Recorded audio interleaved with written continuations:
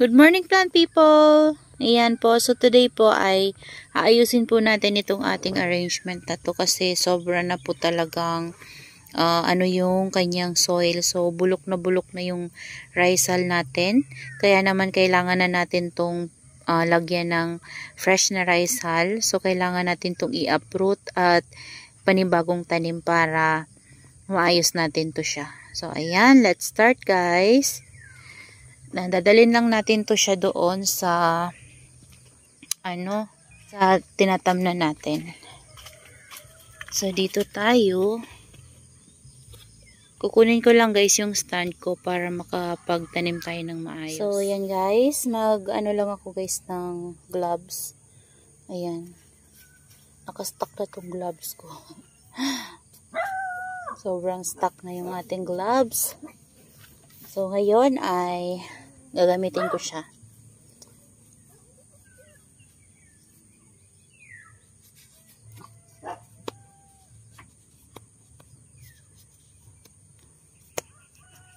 Ayan. So naka-gloves na tayo.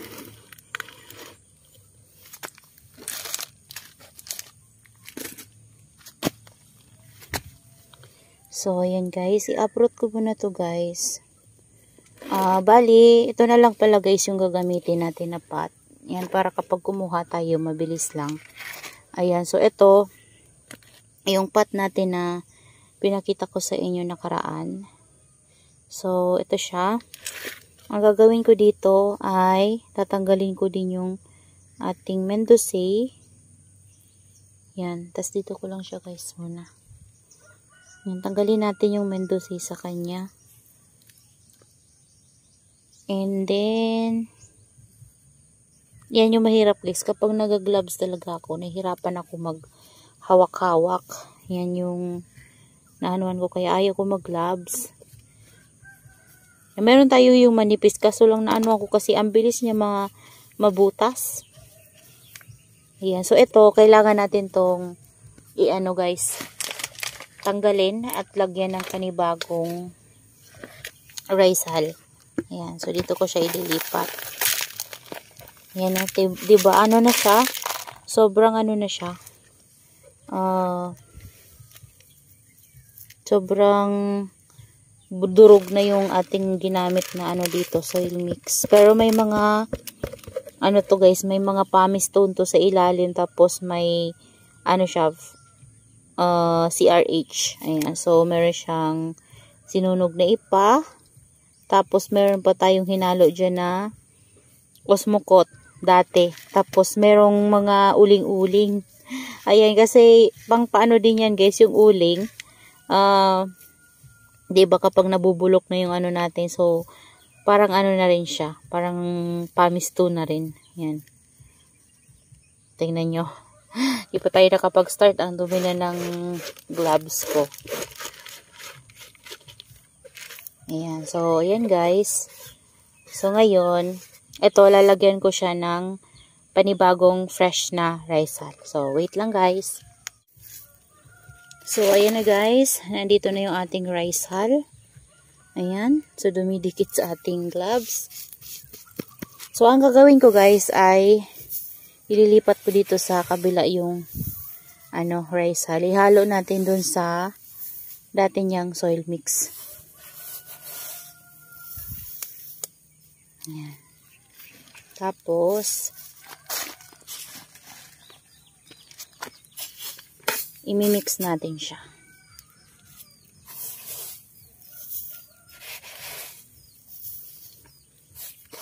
Ayan. So, yan. Tama na yan, guys. Yan yung ginagawa ko sa ating mga succulents kapag mayroon tayong fresh na risal. So, ganyan. Kakapal yung ilalagay kong filler sa kanya. So, kapag nabulok naman yan, guys, pampataba din yan sa ating mga succulents. So, ito naman, ayan, hinahalo ko to at para mahalo sa kanya yung fresh na risal. Yan, guys, ang ginagawa ko sa ating mga soil mix. Kung wala namang problema yung ating soil mix at wala naman siyang peste, okay naman yung ating soil mix, wala namang problema. So, ganyan, haluan lang po natin ng fresh na rice hull. Kasi sayang naman guys kung itatapon natin siya, 'di ba? So kapag meron tayong mga panghalo, yan pwede natin silang dagdagan ng chicken manure or vermicast. So dahil wala pa akong panghalo sa kanila, yan, ubos na kasi guys yung panghalo natin. So ganito lang yung ginagawa ko. Simple lang naman po. Okay naman din yung ating mga succulents guys, lumalaki naman sila. Pero kapag talaga, pwede tayong mag-add ng osmocot. Yan, ginagawa ko yan guys kapag meron tayong osmocot. Pero sa ngayon kasi guys, hindi ako nakakabili ng osmocot. Ang mahal din kasi guys ng osmocot. So, ganyan lang po ang ginagawa ko sa kanila. So, okay naman yung ating mga dito, mga succulents. So, ayan. Nahalo na natin. Yan. So, gagawin natin, lalagay natin siya dito sa ating pot. Yan. Kapag mayroon akong pang osmocot or chicken manure, so yung chicken manure naman guys, tsaka vermicast, ginagawa ko nun, hinahalo ko yun. Tapos, kapag nahalo ko na siya, nilalagay ko lang yan guys sa top ng ating mga pot. Yan. Tapos, kapag nagdilig tayo, umiilalim din naman yan guys sa soil mix natin. Kaya okay lang na kahit hindi muna tayo makapaglagay ngayon. Dahil wala pa tayong panglagay. So, okay lang yun. So, yung ating osmocot naman, kung gusto nating maglagay ng osmocot, pwede naman tayong maglagay na lang sa top niya. Okay naman dyan guys yung ating mga succulents. So, kung wala talaga tayong mailalagay, diba? So, okay lang yun.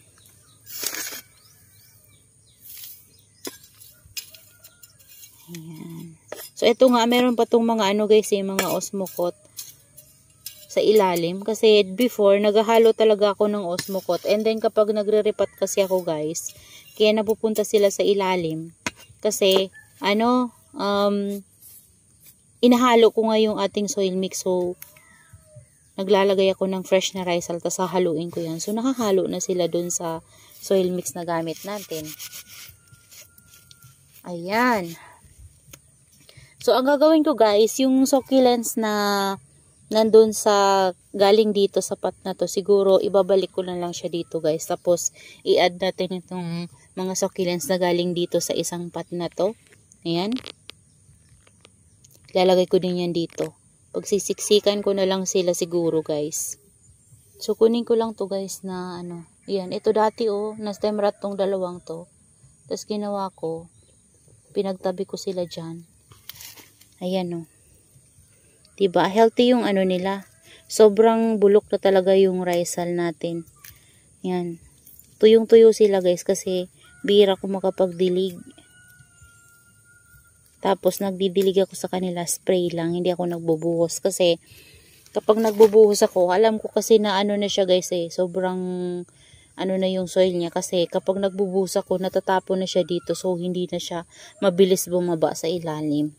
Kapag kasi ganito yung soil mix na gamit ko guys, may fresh pa siya. So, hindi pa talaga siya totally bulok na bulok. So, ang tubig talaga niya mabilis bumaba sa ilalim.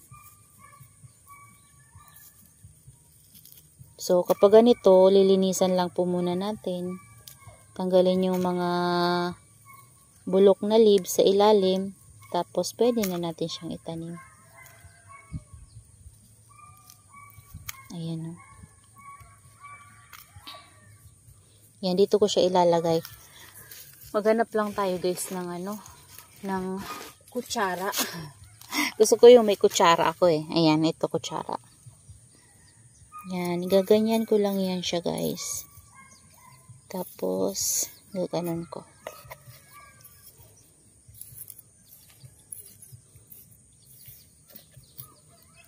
Yan, tapos puput-putan ko na lang yan sila mamaya para mawala yung mga sa top, mga dumi. After ilang days, liliguin ko sila para mawala yung mga dumi nila guys sa rosette nila, sa leaves.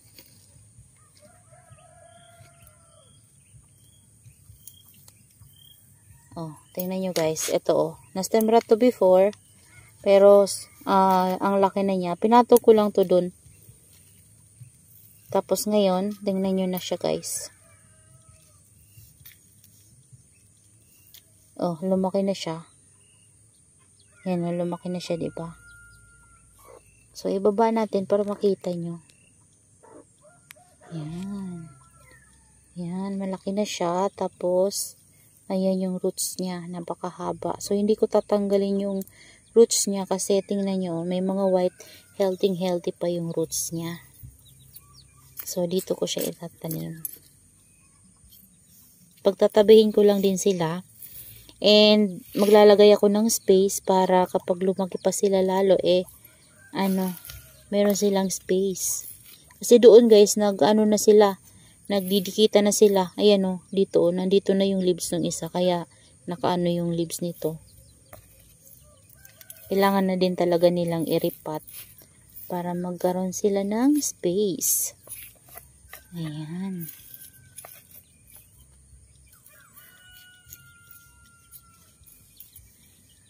So, yan lang naman guys yung ginagawa natin pag nagre-repot tayo. So, ito din. Ito oh. Ang ganda nito guys. Nagaano pa yung ano niya. Yung leaves niya. Pointed yung kanyang leaves. Hindi ko alam yung ID nito. Kasi before, mahilig ako bumili ng succulents yung sa set lang guys. 3 for 100. Ganun. Mayroon nun nabibili. Tapos, hindi ko naman alam yung mga ID.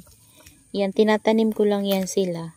So, yung mga ganitong leaves na natatanggal, pwede natin i-propagate.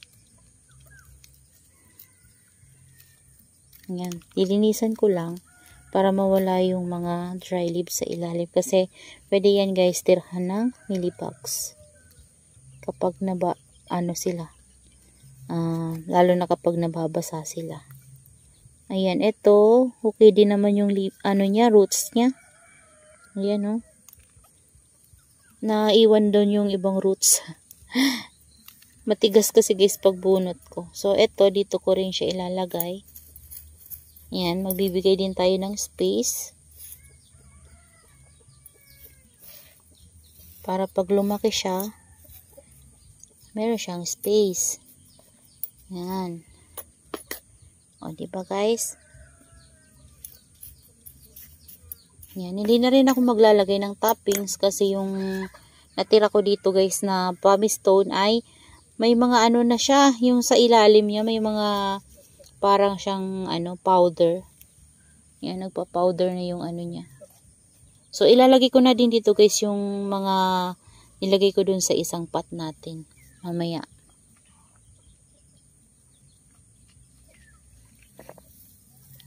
So, ito guys, ito yung ating avocado cream. Ayan, ang ganda ni avocado cream guys. Siguro guys, ilagay ko na lang to dun sa isa kong pot. So, yung single pot, ayan o. Dun ko na lang siya ilalagay guys. Para mas mapalaki ko pa siya. Kasi kapag dito sa arrangement, hindi ko na siya naalagaan. Bihira ko to guys mapansin yung mga ganito kong arrangement. Hindi ko sila masyadong napapansin. Yan na, ito dati itong nasa single pot. So, ang nangyayari kasi nito guys, nung nasa single pot siya, nagkakaroon ng black leaves kasi kapag nadidilig ko siya, ewan ko, hindi ata to mahilig sa water. So, ngayon, nanilagay ko siya dito, wala na, hindi na siya nagkakaroon ng black leaves. So, gagawin ko, dito ko ulit siya ilalagay. Yan, para hindi na siya mag-inarte. Gusto niya ata yung may kasama siya guys. Tsaka ito kasing mga arrangement natin. Hindi ko to guys, hindi ko to masyadong dinidiligan nga kasi malaki yung pot nila. Bihira ako magdilig sa kanila. So, palagi silang tuyo. Kaya kung mapapansin nyo guys, itong ating mga succulents na to, diba ang daming dry leaves? Kasi hindi ko sila dinidiligan palagi. Tsaka dahil malaki yung pot nila. Tsaka, na rin, hindi ko rin sila natatanggalan ng dry leaves. Ito din, na stem rot din to guys, oh. Pinatong ko lang din, ayan, oh, kung makikita nyo, ayan, oh. stem rot. Yan o. Diba? Na stem rot yan. Tapos pinatong ko lang. Ngayon lumaki na. Ayan o. So, tatanggalan ko lang din siya guys ng dry leaves para malinisan siya. So, mas gusto pala ng mga ganito na sa arrangement sila para hindi sila ma-stem rot. Gustong gusto nila yun. Yung lagi lang silang tuyo. Sa bagay, naman talaga guys mahilig yung succulents natin sa sa water. Pero kapag naman may mga succulents naman na kapag hindi natin sila nadidiligan, sila mapayat. Mas mayroon succulents na tumataba sa gusto nila, yung tama lang yung dilig sa kanila. Kapag tuyo na sila, ididiligan natin sila. Ganon yung gusto ng ibang succulents. So may succulents naman na kahit tuyong-tuyo na, gusto nila, hindi pa rin sila madiligan. Hindi sila mahilig sa water. May mga ganon guys na succulents. Kagaya ni Lola, ganyan. Yan, kunin ko lang guys yung succulents na galing dito sa pot na to. So, ito na sila guys. Ayan. Yung ating twin na marble gold, yung ating dark eyes, at yung isa natin na pink frills. Ayan. So, ibabalik ko sila sa arrangement natin.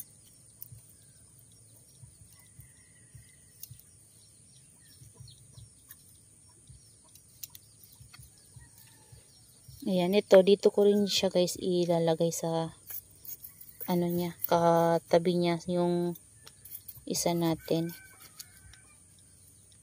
Ayan. Ay, bigyan natin ng space. Nagbubundulan sila.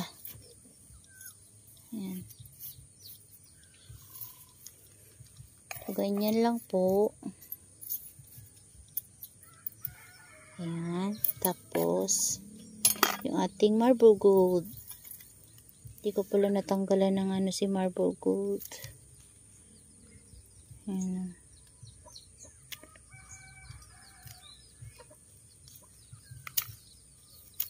Ayan. So, dito ko ilalagay si marble gold sa baba. Ayusin natin.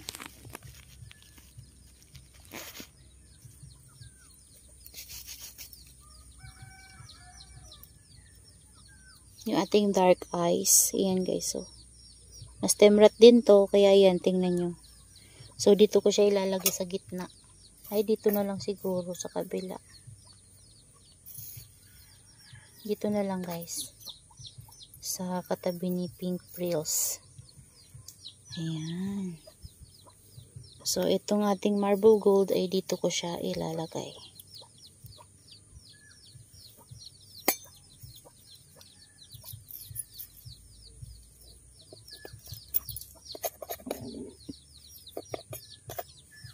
Ayan, no?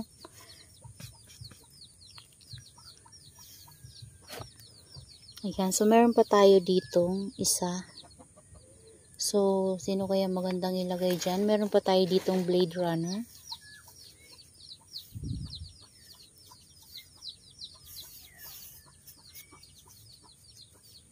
Ayan. So, si Blade Runner na lang siguro guys ang ilalagay ko dyan. Tapos, itatap cut ko na siya. Kasi sobrang tangkad na niya. Tingnan nyo guys. So, tanggalin muna natin to.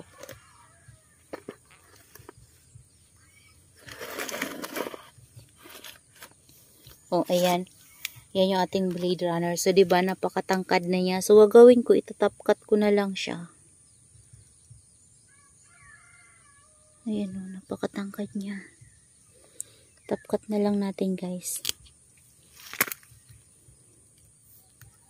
Tanggalin lang natin tong sa ilalim na leaves.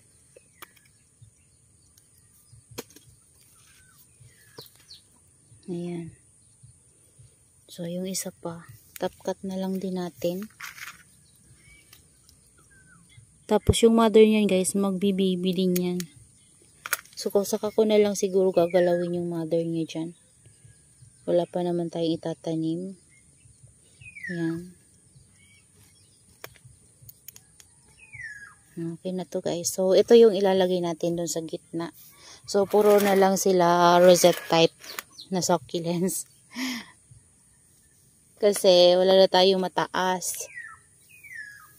Yan, papatong ko lang to guys. So, ganyan. Ay, kaso lang ano.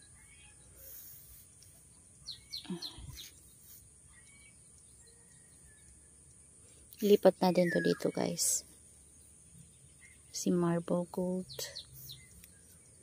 Ayan, tapos itong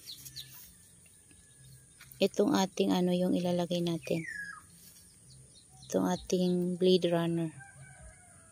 Ayan, so meron pa tayong isa dito. So air dry ko muna to guys. Ayan, so putputan ko lang yan guys. Hindi ko guys mahanap yung pang putput ko, kaya ito na lang yung gagamitin ko. So gaganyan ko na lang sila, brush na lang. Hindi ko mahanap. Hindi ko alam kung saan ko nilagay.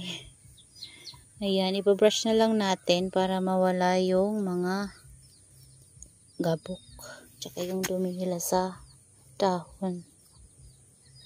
So kapag hindi naman sila lahat guys natanggal, after ilang days na kapag dinilig ko sila, i-spray ko sila para mawala yung mga ano dyan, mga dumi sa dahon niya.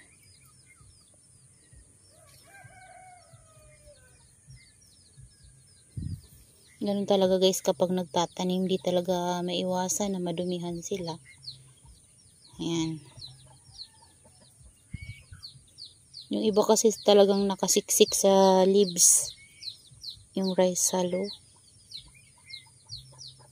Tsaka hindi ako masyadong nagbabrush kasi natatanggal din yung farina nila guys. Meron din silang farina.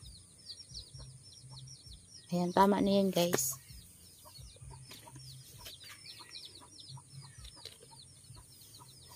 So, yun na guys, yung nagawa nating arrangement. Yan. So, bali hindi naman nga siya guys arrangement. Bali pinagsama-sama ko lang dyan yung mga rosette type natin na succulents. Yan, para makapag-grow sila ng maayos. So, binigyan ko lang din sila ng space. So, okay naman yan guys na space nila yan. So, tamang-tama lang din yan sa kanila. And malaki din kasi yung pot nila. Kaya kailangan marami din sila sa isang pot para kapag winater natin sila ay may kasama silang iinom ng tubig. So, pero kapag nagwa-water naman po ako nito ay tama lang po talaga kasi malaki tong ating oblong pot at saka malalim din siya. So ito pong ating mga bagong tanim na succulents ay 1 week po bago ko po sila diligan. Yan. Lalagyan ko na rin pala sila guys ng topping. So lalagyan ko na lang sila ng pumice stone ko na may mga powder. Ayan, so okay lang yan. Hindi ko na to guys nalinisan itong ating pumice stone. Nayaan ko na lang siya na ganyan. Okay lang yan guys. Kapag dinilig natin yan, mawawala din yan. Hindi naman yan sa kanila makakasira siguro. Kasi, di ba mayroon nga succulent sa bubuhay sa bato lang eh. So, mas maganda lang din kasi talaga gamitin yung ating pumice stone kapag wala silang mga powder. Pero, pwede naman yan guys gamitin. Sinipag ako guys. Sinipag ako maglinis ng pumice stone kaya hindi siya nalinisan. Yan. So, okay na yan guys. Kasi ginagawa ko, kapag naglalagay ako nito, inaano ko na siya, dinidiligan ko na. Yung pwedeng diligan, pero yung hindi. Kapag diniligan ko siya, kapag pwede na siyang diligan, nalilinisan na lang yung pumice stone. So, ito, ganun na lang din yung gagawin natin. Okay lang din naman yan, guys. Di naman yan siya mapapano niya ng powder ng ating pumice stone. So, mas maganda kasi talaga may toppings. And, mas presentable sila tingnan.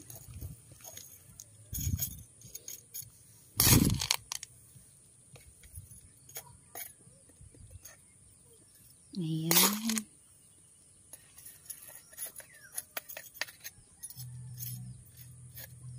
So, nung nabili kasi natin tong pumice stone, talagang mga ganto na talaga siya, guys. Tapos, ginawa ko, winash ko siya. Napunta lang sa ilalim yung iba. Nalinisan yung top, pero yung Sa ilalim niya hindi. Kaya, yung sa ilalim, ganito na ulit siya ulit. Marami siyang powder. Hindi ko na guys nilinisan.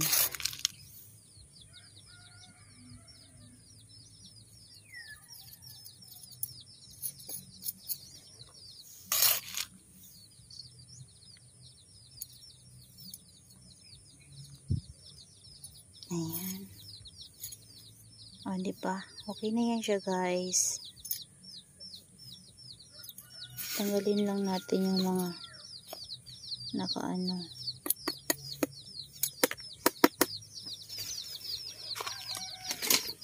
Yan. Tapos, i-ano lang ulit natin. I-brush. Ano ba yung brush ko?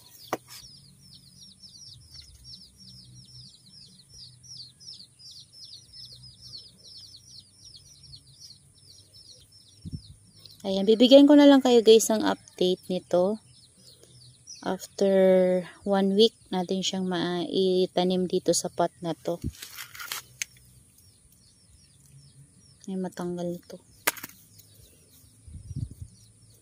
Tapos, didiligan ko na rin siya. After 1 week para malinisan din tong ating mga succulents and matanggal yung powdery ng ating pumice stone. So, that's all for today's video guys, and I hope you enjoy watching and see you on my next vlog. Happy gardening everyone. Bye bye.